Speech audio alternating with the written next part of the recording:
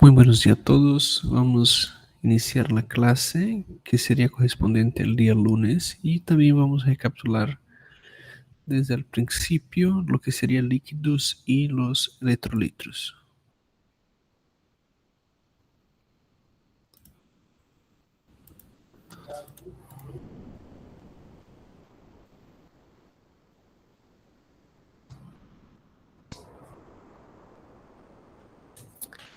Bien, hoy día vamos a hablar sobre lo que es líquidos y electrolitos, ¿no? Acerca de los líquidos y electrolitos, nosotros sabemos desde la base fisiológica que el cuerpo es básicamente compuesto de agua, ¿no ve? Entonces, una gran cantidad desde que nosotros nacemos, existe proporciones acerca de lo que son los líquidos que forma el cuerpo, ¿no? Y básicamente, unos cuantos por ciento, ¿no? Ahorita vamos a ver cuánto es el porcentaje de líquidos es forma del cuerpo.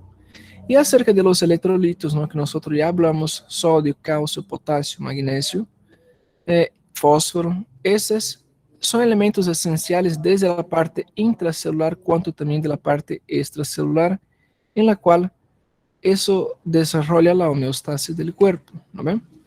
Entonces, en los seres vivos, en el hombre, básicamente de unos 65-75% es compuesto de líquidos, ¿no ven? Y en la mujer de 55 hasta 65% formado de líquido. Y en la parte, durante la fase de la infancia, básicamente esto todo se da unos 75 hasta un 80% formado de líquido. El líquido, ¿no? Dentro de la parte de los líquidos existe lo que nosotros conocemos como ingreso, ¿ya? Y los egresos. Los ingresos son todo lo que nosotros consumimos, ¿no? Desde la agua, de forma líquida, o cualquier otro líquido, ya que nosotros ingerimos, es subtraído por lo que son los egresos, ¿no? Entonces restamos los egresos y lo demás se queda en el cuerpo. Existe un nivel basal mínimo de requerimiento hídrico por día, ¿no? Entonces, básicamente, unos 10 litros necesitamos de requerimiento por día, ¿cierto? Y eso va desde la respiración, nosotros perdemos en la respiración, desde la absorción, la reabsorción, ¿no? De los líquidos en el intestino, ya en la torrente sanguínea, la bilis, los jugo pancreático, el jugo gástrico, ya el sudor, por ejemplo, todo está incluso en lo que es ingreso y egreso. El agua total, ¿no? Da aproximadamente 2.600 ml por día que nosotros requerimos, ¿no? Pero me decía ahorita que nosotros necesitamos de 10 litros, claro.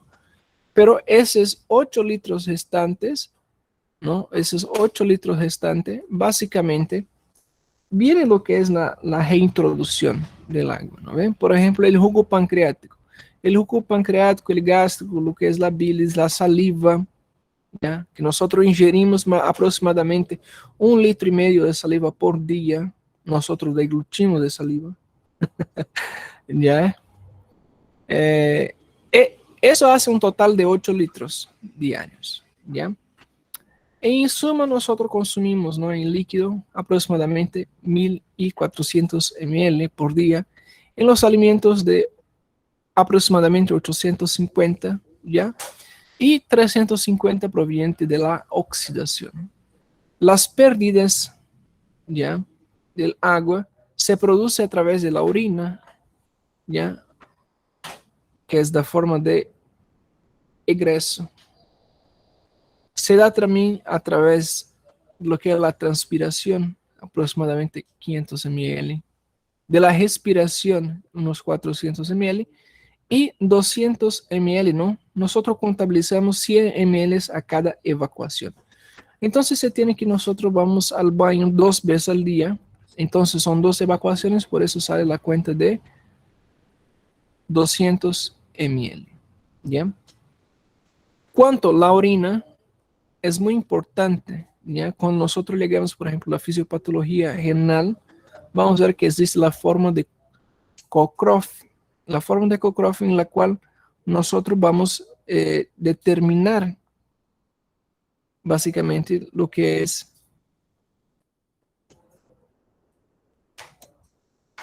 la cantidad de tasa de filtrado glomerular que existe.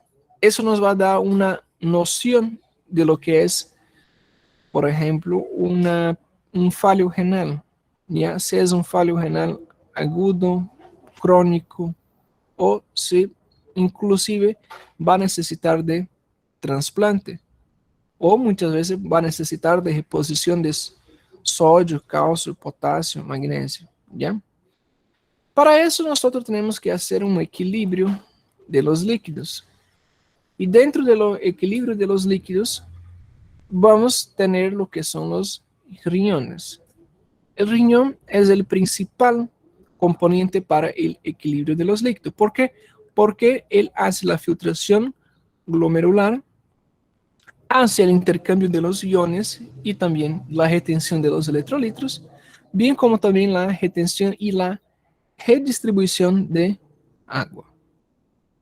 También participa la piel, ¿no?, con la excreción de líquidos, como el sudor. Los pulmones con la respiración, las glándulas con la producción de hormonas, porque las hormonas también necesitan de líquido. El líquido intracelular, ¿no?, que está dentro del citoplasma. El líquido extracelular, que está formado por el plasma, el líquido intersticial y también el tercer espacio. Entonces vamos a tener esos cuatro componentes para el equilibrio hídrico. Ya equilibrio del líquido o hídrico. Seguimos. Además de eso, es necesario recordar sobre la fisiología del sistema cardiovascular, cardiocirculatorio, ¿no? Acerca de lo que es los vasos sanguíneos, ya cuando hay una disminución de los líquidos de los vasos sanguíneos, eso provoca un aumento de la presión hidrostática sanguínea y la presión osmótica intersticial. Cuando existe una elevación de líquidos en los vasos sanguíneos, existe una vasodilatación.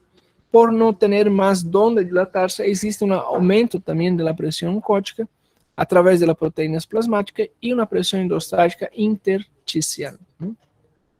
Entonces, las presiones hidrostática, osmótica, oncótica y hidrostática no son las responsables por el control hídrico y, bien dicho, sobre la presión ejercida sobre los vasos sanguíneos, ¿no? Entonces, las presiones, como nosotros podemos ver, a nivel capilar, seguramente tiene una relación muy estricta con los líquidos, ¿ya? La presión osmótica es la que se encarga sobre los vasos sanguíneos y la hidrostática es sobre los vasos sanguíneos para fuera, ¿no ven? Entonces, existe esta presión entre ambos los lados, ¿no? Por ejemplo, de un vaso sanguíneo. Sea el vaso sanguíneo una arteria, una vena o simplemente un capilar, ¿cierto?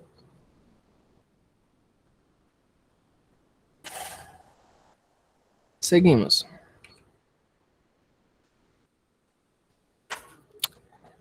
Acerca del equilibrio, ¿no? El líquido extracelular siempre tiene que ser mayor que el líquido intracelular. Si no ocurre eso, existe la formación de edemas.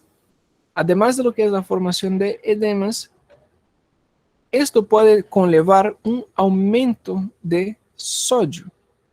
Y eso nosotros llamamos de una hipernatremia, ¿cierto? Una hipernatremia. Esta hipernatremia puede ser hipertónica, ¿no? Cuando existe una presencia de edema. Puede ser isotónica cuando existe una presión osmótica equivalente sin presencia de edema y además existe, ¿no?, una alteración de volumen, como ejemplo, una expansión o pérdida de volumen. Eso en las grandes hemorragias, por ejemplo. O entonces cuando existe la presencia de shock, ¿cierto? Eso sería una isotónica, ¿no? Que es dentro de los parámetros normal de la presión, pero existe sin la pérdida del volumen. Una hipotónica es cuando existen, por ejemplo, aumento de los líquidos intracelulares y consecuentemente ocurre una sobrehidratación, ya con presencia de edema, y existe lo que es la muerte celular. Los electrolitos, ¿no? Vamos a hablar sobre lo que es los electrolitos. Ya hablamos sobre las presiones de los líquidos, ¿cierto? Ahora vamos a hablar sobre los valores normales de lo que es los electrolitos. Los principales electrolitos son el sodio, el potasio, el calcio, el cloro, el fósforo y el magnesio, ¿ya? Su sufijo, ¿ya? Del sodio es natremia, del potasio, potasemia, del calcio, calcemia, del cloruro, cloremia, del fósforo va a ser fosfatemia, del magnesio, magnesemia. Ahora, dentro de los valores normales, lo que es más interesante es ustedes saber cuándo está dentro de los parámetros normales. Por ejemplo, el sodio tiene un valor entre 135 y 145 mil equivalentes. Del potasio, de 3,5 hasta 5 mil equivalentes. Del calcio, de 8,5 hasta 10,5 mil equivalentes. Del cloro, de 95 a 110 mil equivalentes. Del fósforo, de 2,5 a 4,5 miligramos por decilitros. ¿Ya? De lo que es el magnesio, desde 2 a 2,05 mil equivalentes. Si ustedes pueden observar, los valores de referencia entre el nivel más bajo y el nivel más alto es muy cerca. O sea, existe apenas 10 mil equivalentes para nosotros manejar en un paciente. Si el potasio, por ejemplo, está bajo, ¿no? Por ejemplo, de 3,5, está por abajo de 3,5, supongamos que esté, por ejemplo, 2,1, ya seguramente es un paciente que va a estar en la UTI, ¿ya? Valores más bajos ya son incompatibles con la vida, no hay como vivir con esta condición, ¿eh? Ya con la hipopotasemia o cualquier uno de los otros electrolitos. Entonces, para hacer la corrección, ¿no? ¿Cómo se hace la corrección del potasio? Si el potasio está bajo, tiene que aumentar los niveles de potasio, ¿no? Y para aumentar los niveles de potasio tiene que ser con pinzas. No es simplemente ya le voy a poner una cantidad suficiente. Porque si nosotros podemos una cantidad, y eso ustedes tienen que aprender eso, ustedes van a tener problemas, porque al vez de tener una hipopotasemia, ustedes van a tener una hiperpotasemia y va a desequilibrar todo el demás, porque como ustedes han leído en la literatura, todos ellos son relacionados entre sí. Ustedes aumentan uno y frega el otro. Así funciona. ¿No ven? Entonces, la primera cosa es decorar. La primera cosa, indico, decoren esto. No necesita aprender. No necesita aprender, tiene que decorar. Sódio, 135, 145 mil equivalentes. Potasio, 3,5 a 5 mil equivalentes. Así ustedes van decorando. ¿Ya? Van decorando. Y los nombres: hiponatremia, hipernatremia, hipopotasemia, hipocalcemia, hipercalcemia. ¿Ya? Toda la nomenclatura de ellos. ¿Cierto? Ustedes ya leyeron el libro y aprendieron la fisiopatología, ¿no ven? Del sodio, del potasio, del magnesio, ¿ya? Y esos valores va a ser necesario ustedes aprender para nosotros hacer resolución de casos clínicos, ¿ya? Ustedes sí o sí tienen que aprender a hacer eso, ¿ya? Ahí tiene otro, ¿no? otra correlación, pero en este nosotros tenemos lo que es dentro del líquido intracelular y del extracelular, ¿ya? Por ejemplo, cuando nosotros hacemos un examen de electrolitos, nosotros vamos a pedir un examen que se llama ionograma, ¿ya? Se llama ionograma.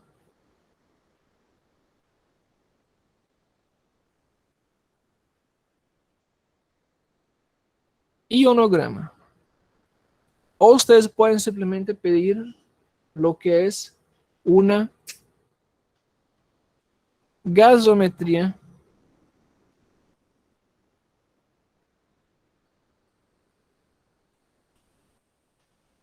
arterial. Y tiene que ser una gasometría arterial. El ionograma también tiene que ser de la arteria. Y simplemente, sí o sí, tienen que ser de la arteria. ¿Por qué? Porque en la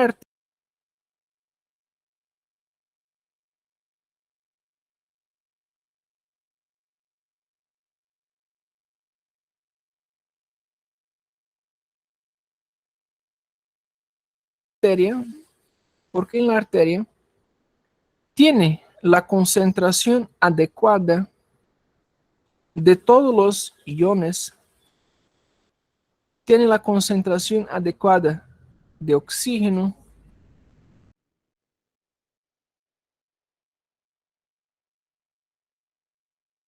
de glucosa, ¿ya?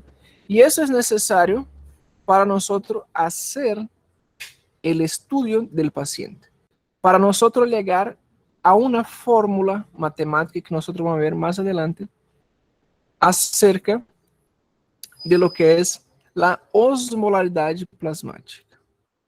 Además de ustedes controlar el paciente, el sodio, el calcio, el potasio, el magnesio, dentro de un desequilibrio hidroelectrolítico, el momento de hacer la corrección con esos electrolitos, ustedes tienen que conocer la osmolaridad plasmática del paciente. ¿Ya? Ahorita vamos a aprender eso. Otra cosa que ustedes tienen que saber en consideración es el pH. Dentro del ionograma, dentro de lo que es la gasometría arterial, ustedes van a ver el pH, que es el potencial de hidrógeno.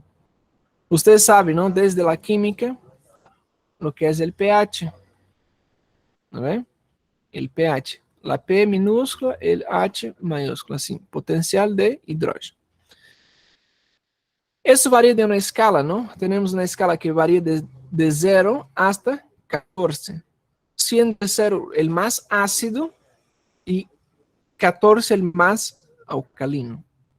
Y en la sangre del cuerpo, vamos a tomar como referencia de 7.35 hasta 7.45. ¿Cierto?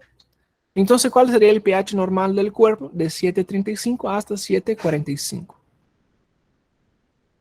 Alteraciones graves. Cuando está, por ejemplo, menor que 7,2 o mayor a 7,55. Ya tiene alteraciones graves. Menores que 6,8 es incompatible con la vida. ¿Ya? Recuerda que yo dije que algunas cosas son incompatibles con la vida.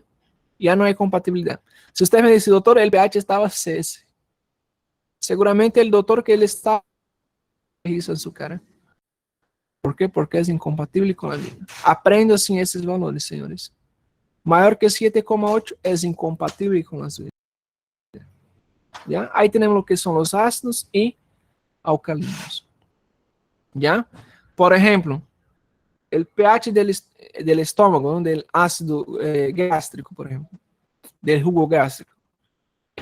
1 a 2. No da, mira, él se transforma en los elementos, ¿no? Degrada lo que es el bolo alimenticio y se reduce a heces, ¿no ve?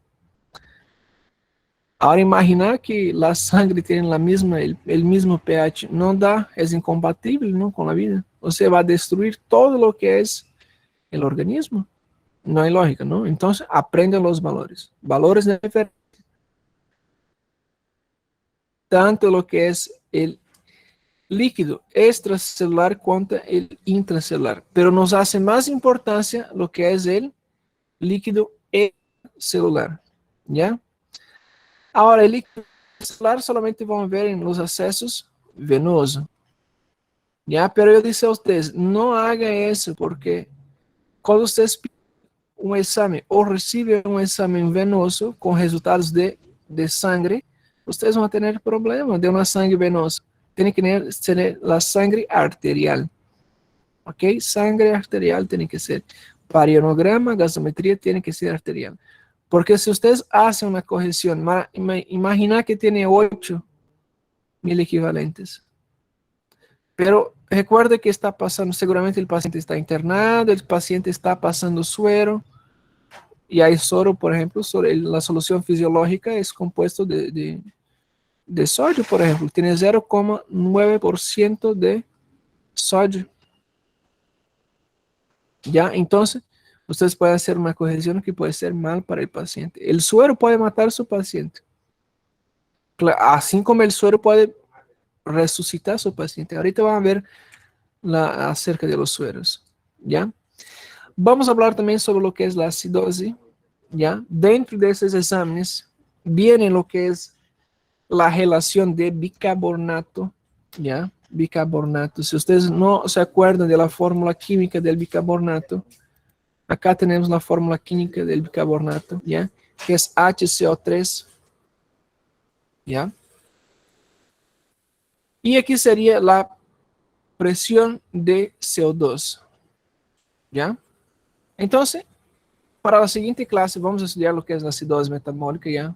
Pero por fines de conocimiento vamos a estudiar dos tipos de acidosis. Si estamos hablando de acidosis, significa que el pH está menor que 7,35. Entonces, si está menor a 7,35 y está 7,34, estamos hablando de una acidosis. Si está mayor a 7,45, estamos hablando de una alcalose.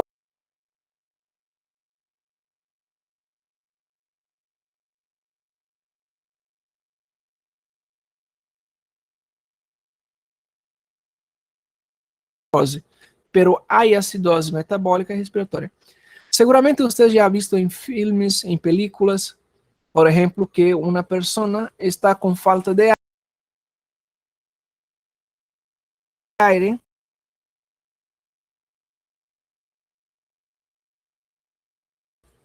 y está mareando, está ficando tonta, ya no consigue más respirar y le ponen, por ejemplo, la persona a respirar dentro de una bolsa, dentro de una sacola. Ajá, ustedes van a descubrir cuál de estas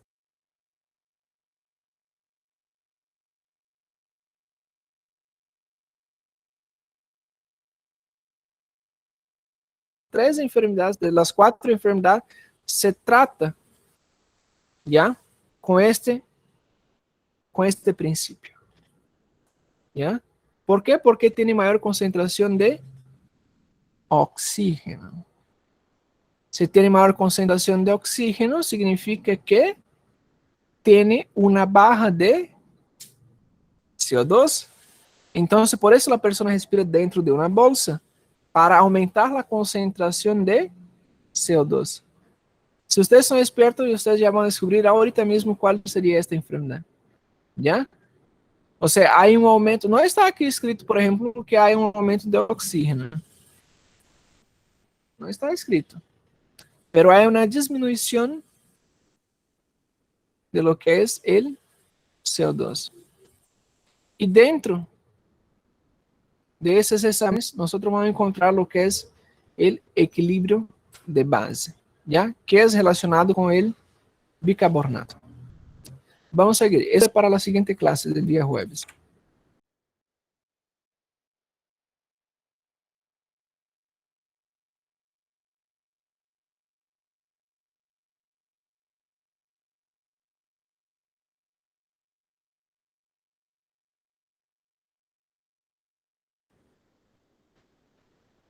Los principales electrolitos, ¿no? Los principales electrolitos tenemos lo que es el sodio, el potasio y el cloro, ¿no? Vamos a estudiar cada uno de ellos.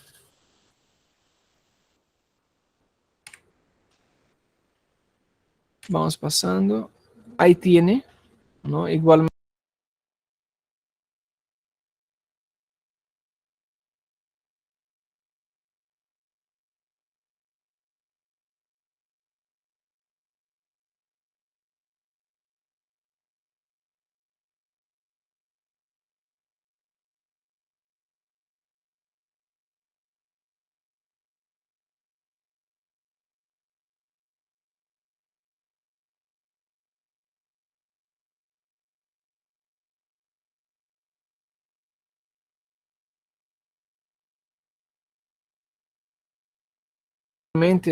Anteriormente ya explicamos eso, los valores de referencia, ¿no? Y acá tenemos la osmolaridad y concentración de electrolitos en las soluciones para administración.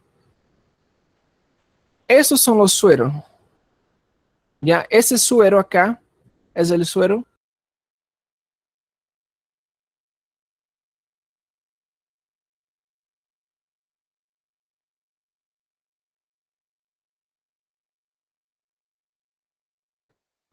plasmático de la sangre. ¿Ya? Estamos hablando de sangre.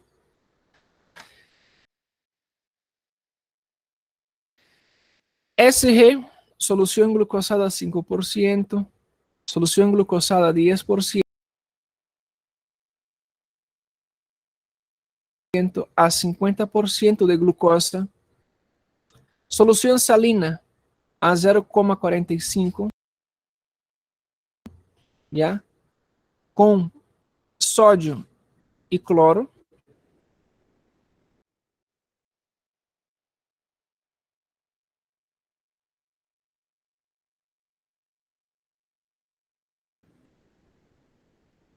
Tenemos solución fisiológica, la que hablaba ustedes con 0,9 de KCl, o sodio cloro.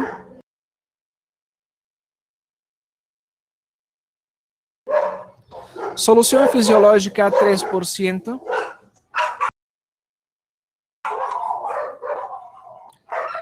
Aos cachorros, aos dog.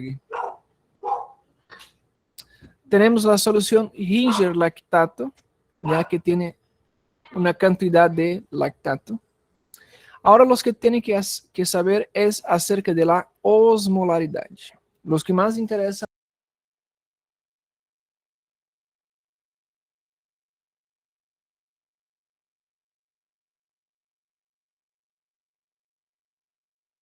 a nosotros es la osmolaridad. El suero normal de la sangre tiene una osmolaridad de 285 a 295 miliosmoles por kilogramo. ¿Ya? Ahora, si ustedes entran en comparación a los demás sueros, mira como la solución glucosada 50% tiene 2.550 miliosmoles por kilogramo. O sea, prácticamente 20 veces más que lo necesario. Y eso, cuando es superior, es incompatible con la vida.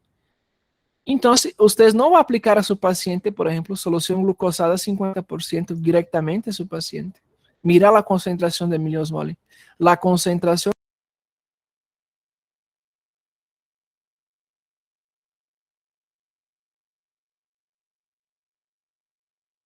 de glucosa, 500 gramos por litro de glucosa. Ni loco, es como meter medio kilo de azúcar en las venas. ¿Ya? Entonces ustedes tienen que aprender los miliosmoles. Y ustedes van a aprender a diluir eso, ¿ya? En las soluciones. Tienen que aprender. ¿Ya? ¿Cuál es la concentración? Y para eso, para la siguiente clase, ustedes van a pesquisar sobre esta fórmula, la fórmula de la osmolaridad plasmática.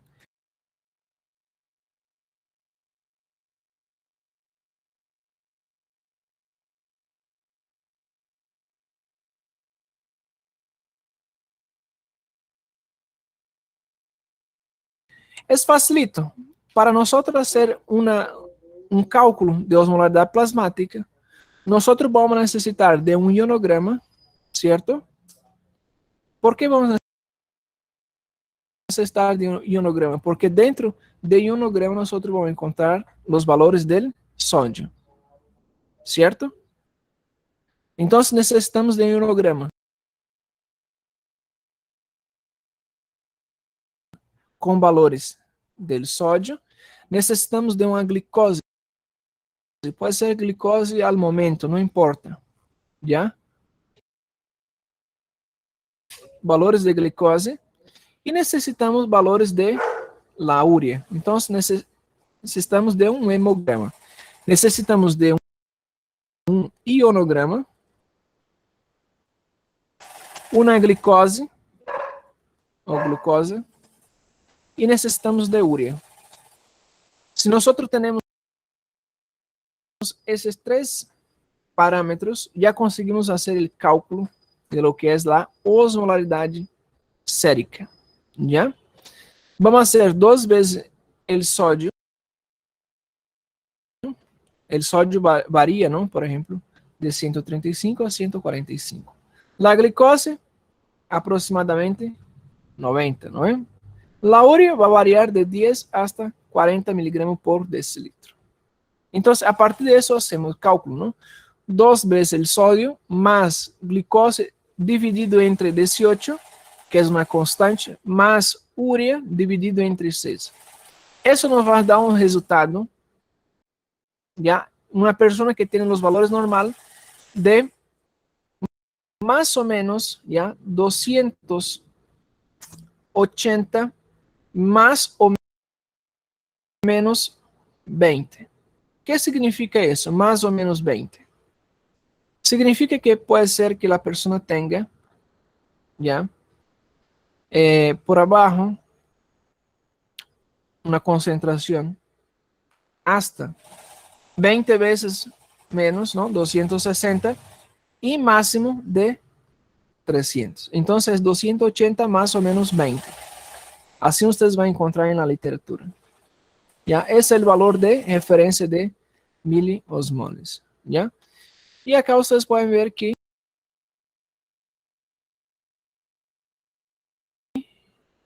existen las concentraciones adecuadas, ¿cierto? Y lo interesante es que cuando ustedes observan el paciente que está torporoso, un paciente que está sudando bastante, es paciente que está en desorientación, por ejemplo, si ustedes hacen sodio, una glicose y una urea y hacen ese cálculo, usted va a ver que la glicose puede influenciar en el sodio, en la retención de sodio, así como la urea influencia sobre la glicose.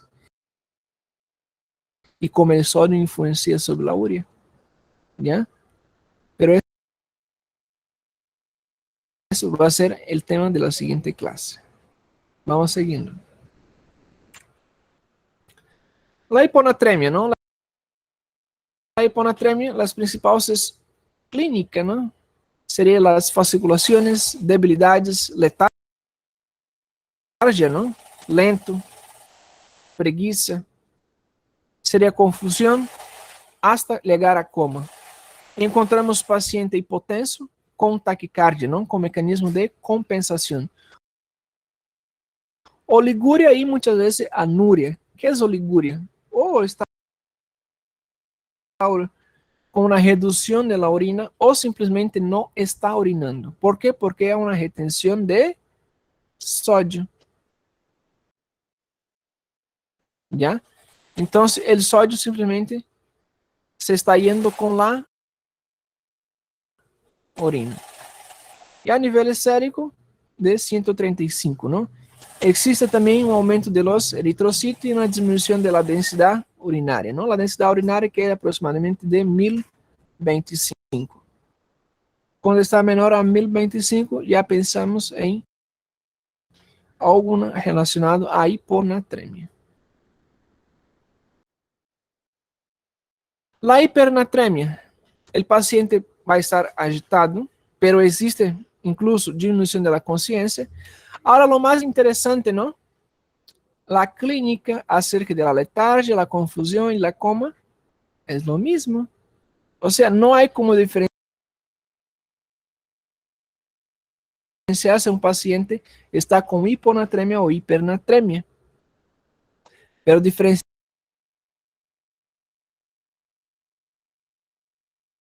por ejemplo, uno va a tener retención eh, de, de líquidos, ¿no? En caso, retención de sodio, provocando edema, aumento de peso, y el otro va a tener una disminución, ¿no?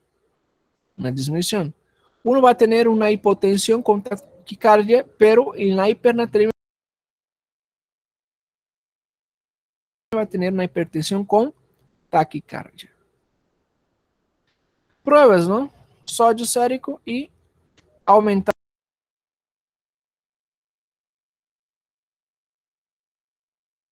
la osmolaridad plasmática, ¿cierto?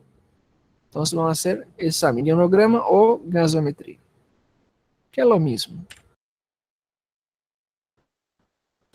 Lo que va a diferenciar de ionograma y de lo que es la gasometría es la técnica, ¿no? Solamente la técnica y la tecnología. La hipocalemia, ¿no? Clínica. Tenemos mareos, hipotensión, arritmias, hasta paro cardíaco, náuseas, vômito, ilho paralítico, ¿ya? Debilidade y fadiga. Dentro de los estudios complementares, tenemos ionograma otra vez. ¿Ya? La hipercalemia, taquicardia o incluso llegar a una bradicardia, paro cardíaco y debilidad muscular. Exámenes, ionograma otra vez. Siempre puede estar asociado con una acidosis metabólica. La hipocalcemia. La hipocalcemia, dentro de la clínica vamos a encontrar lo que es ansiedad, irritabilidade, hipotensión, arritmias, fasciculaciones, ¿no? Que son temblores finos, hasta llegar a convulsiones. Examen complementario, ionograma. Podemos encontrar incluso disminución de la plaqueta y las arritmias. La hipercalcemia. Encontramos sonolência, letargia, convulsiones, debilidades, irritabilidade, convulsión, depresión, dolor ósseo, hasta fratura. ¿Ya? Hipercalcemia, exceso de sódio. De cálcio. Exames complementares, podemos solicitar ionograma, ¿ya? Función tiroidiana. Podemos também incluso pensar em litiasis renal e bloqueio cardíaco. De la hipercloremia, podemos encontrar lo que es la hiperexibilidad muscular, tetania y fasciculaciones.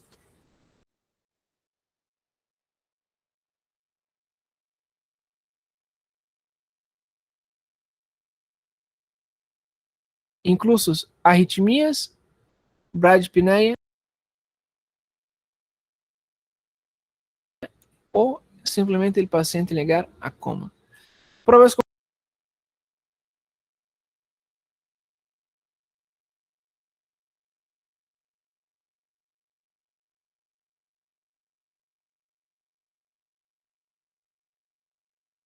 complementares, lo mismo, ¿no es?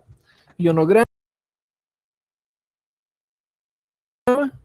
pH sérico, ya que ya vienen dentro del ionograma, y la concentración de oxígeno, ya que también viene dentro de un ionograma o dentro de la gasometría.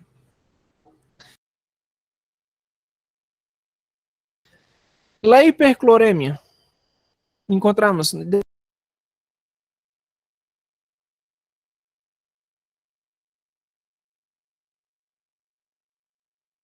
dentro de la clínica, taquipnea, arritmia, letargo, ¿no? Letargia,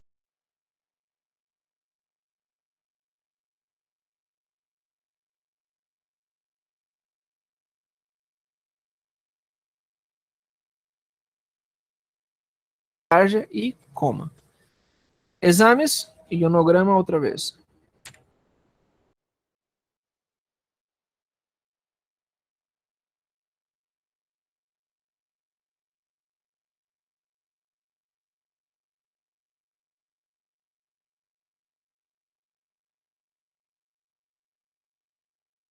Hipomagnesemia, dentro de la clínica, confusão,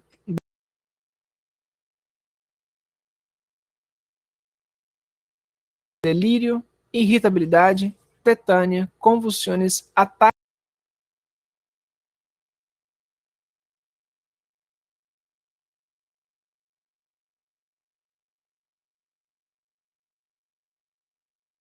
áxia, arritmia, hipotensão. Exames complementários.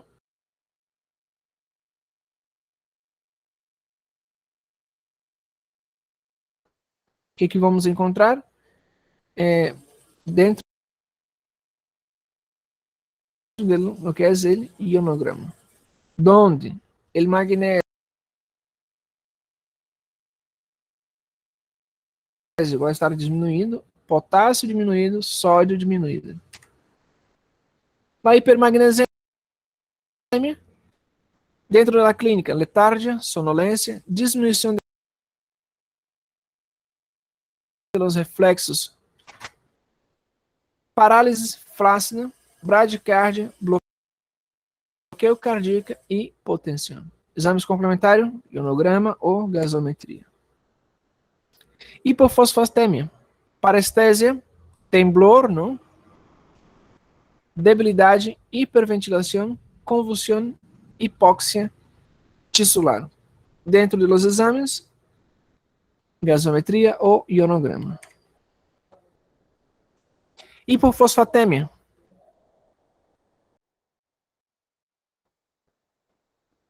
É o mesmo caso de la hipocalcemia. Tetânia, convulsões, debilidade, parálise e flácida.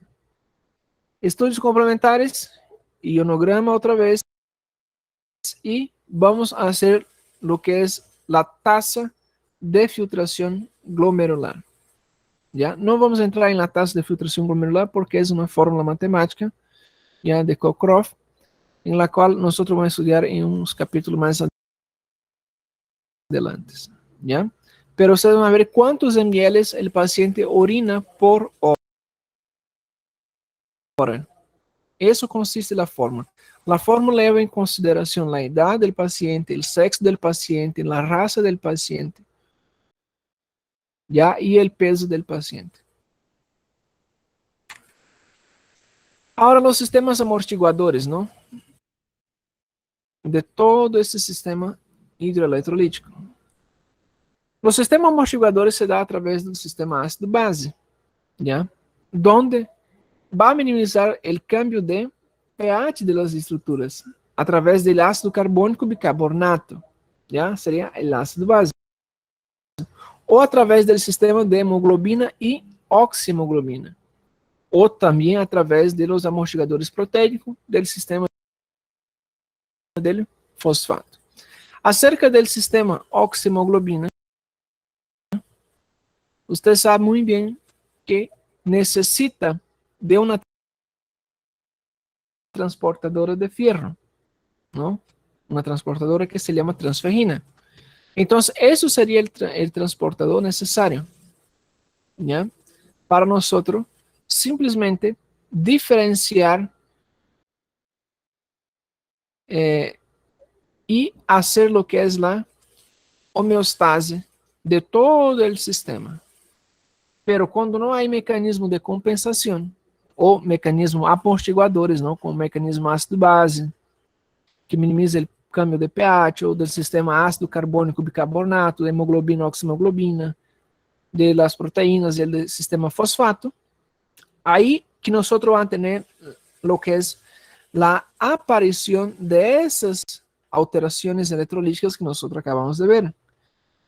Cuando todo ese sistema funciona, todo el sistema amortiguador funciona, nosotros no vamos a tener ninguna implicancia clínica. Ya, nosotros no vamos a sentir o tampoco perceber, notar, identificar, diagnosticar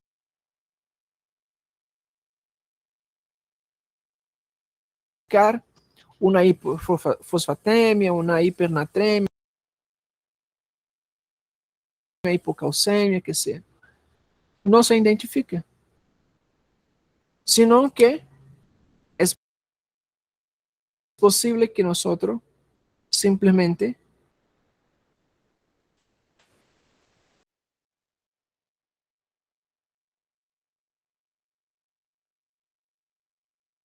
el organismo logre a desenvolver sus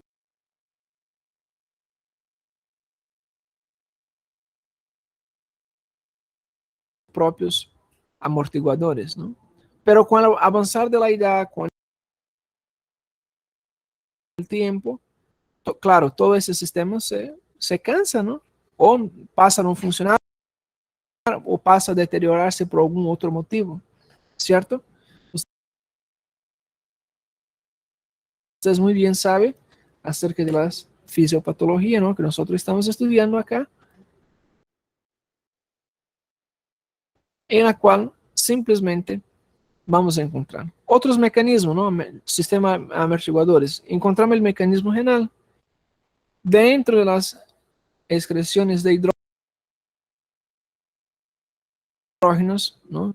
O de bicarbonato, hace el control de lo que es el sodio. Mecanismo pulmonar también, ¿no? Como por ejemplo, la amplitud de la frecuencia respiratoria o de la profundidad de la respiración. Tienen relación con eso, ¿no? Si nosotros, por ejemplo, respiramos demasiadamente rápido, nosotros vamos a meter mucho oxígeno dentro del organismo.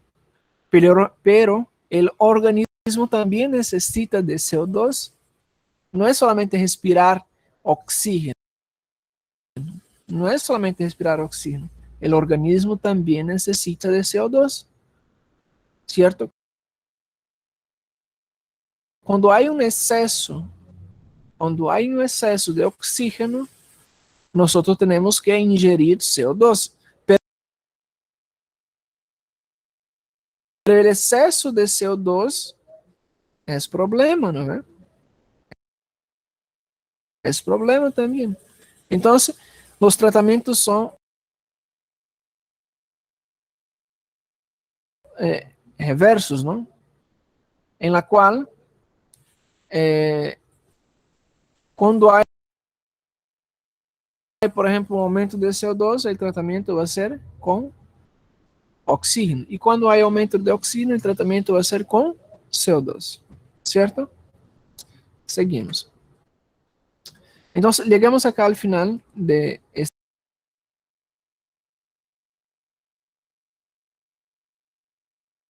este tema, ¿ya? La siguiente clase ya vamos a hablar sobre lo que es los trastornos ácido-base. Si tiene alguna duda, alguna pregunta, vamos, creo que nos faltan algunos minutos más.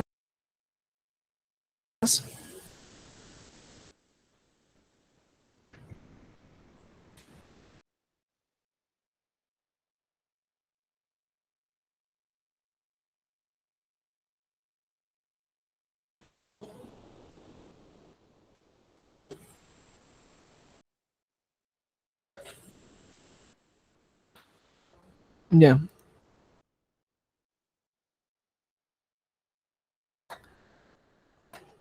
La siguiente clase,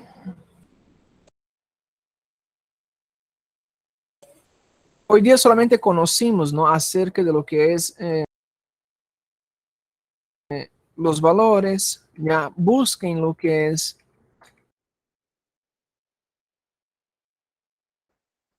aprendan los valores, ¿no? Busquen lo que es acidose metabólica, respiratória, alcalose e alcalosis metabólica y respiratoria, ¿no? Acerca de la forma que nosotros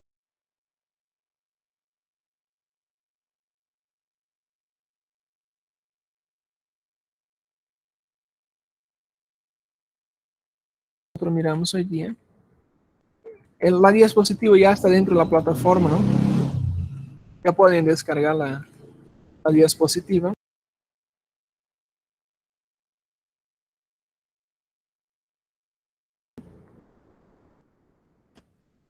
Y para la siguiente clase vamos a mirar lo que es la fisiopatología propiamente dicha de cada una de las alteraciones electrolíticas, ¿ya? Cada una de las alteraciones.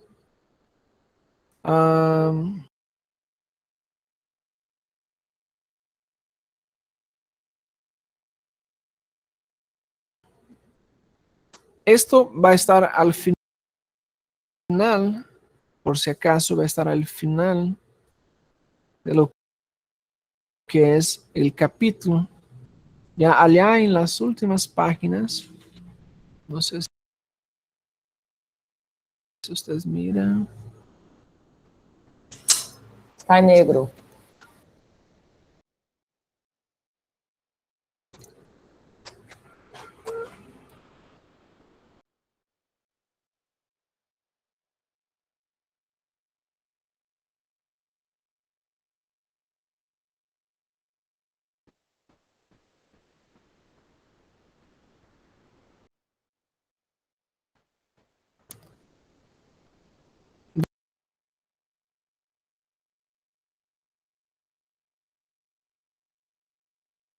¿Dónde está?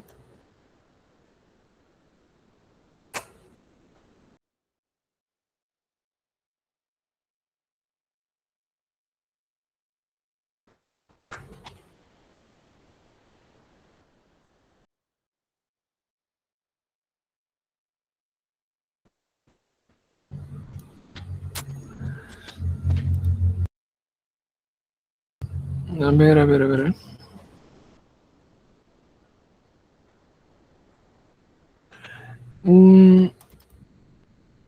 Si quiere, yo puedo enviar este libro. Ya tiene solamente preguntas. Si quiere, puedo enviar. De acá ha sacado, por ejemplo, lo que es el balance hídrico, ¿no? La tabla. Lo que es la fórmula también.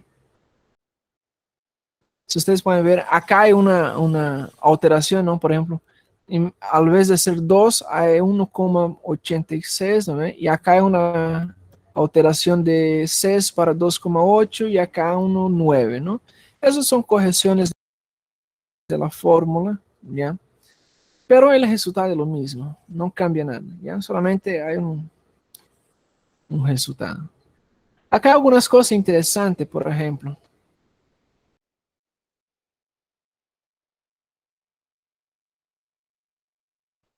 ¿De qué manera la cerveza contribuye con la hiponatremia? ¿Ya? Entonces, algo interesante que ustedes van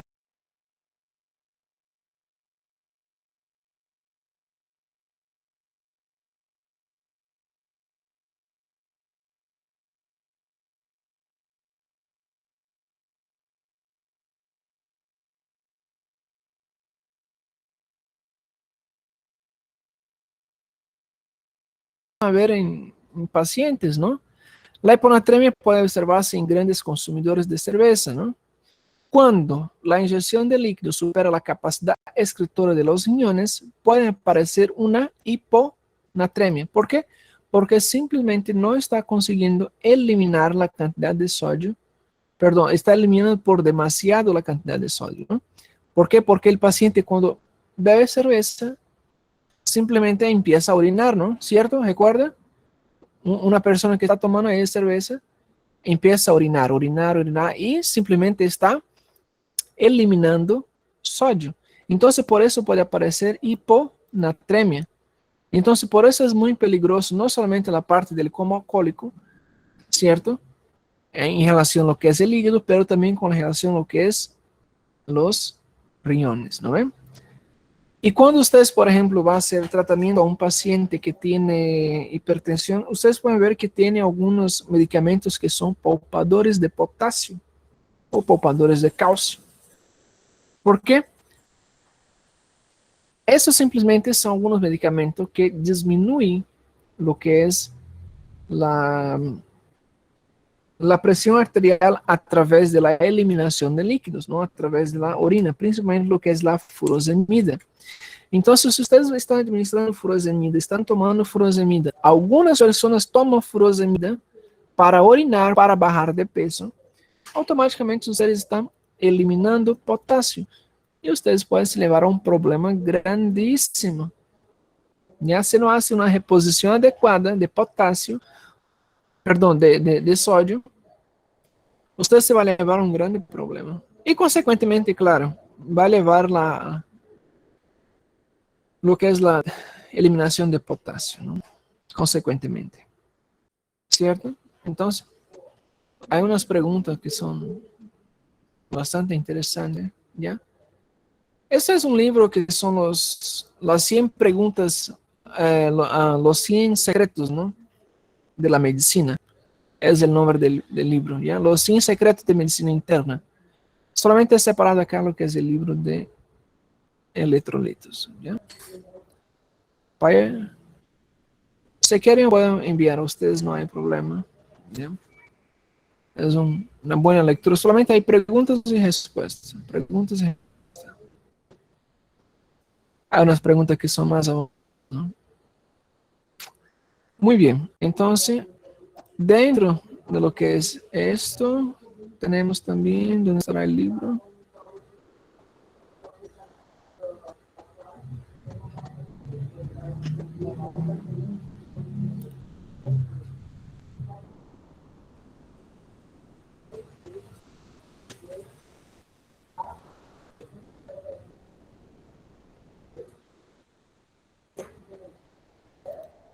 Acá está el libro. No es el libro que ustedes están utilizando. Este libro, en la última parte, ¿eh? En la última parte dice lo que es las alcalosis respiratorias, alcalosis metabólicas, ¿ya? Igual que los anteriores, ¿no? Igual que lo anterior, la etiología, ¿ya? La causa, la fisiopatología, ¿no? Y la clínica. Tratamiento, no se meta en tratamiento, ¿ya? Si quieren leer tratamiento, ya. Lean tratamiento, pero no por ahora, ¿ya? Cuando se llegar más adelante,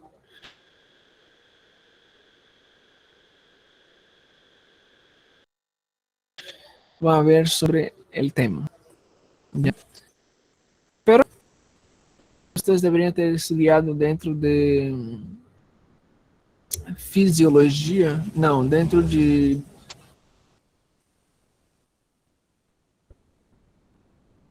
biofísica, ¿ya? Dentro de biofísica tenía que tener aprendido eso. Pero no estudiaron, ¿no? Yo sé que no estudiaron. Entonces vamos a estudiar acá. Está dentro del tema.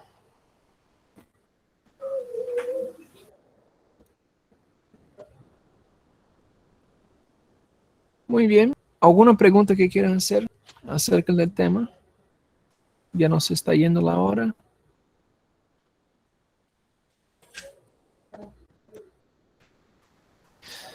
Bien, haga revisión de su taller, ¿ya? Del tema. Todos ya están habilitados para enviar dentro de la plataforma. Tiene hasta las 3 de la mañana, ¿ya? Para enviar esta parte. Muy bien, señores. En algunos instantes, los que no asistieron a la clase o quieren asistir a la clase otra vez, va a estar dentro de la plataforma. ¿Ok?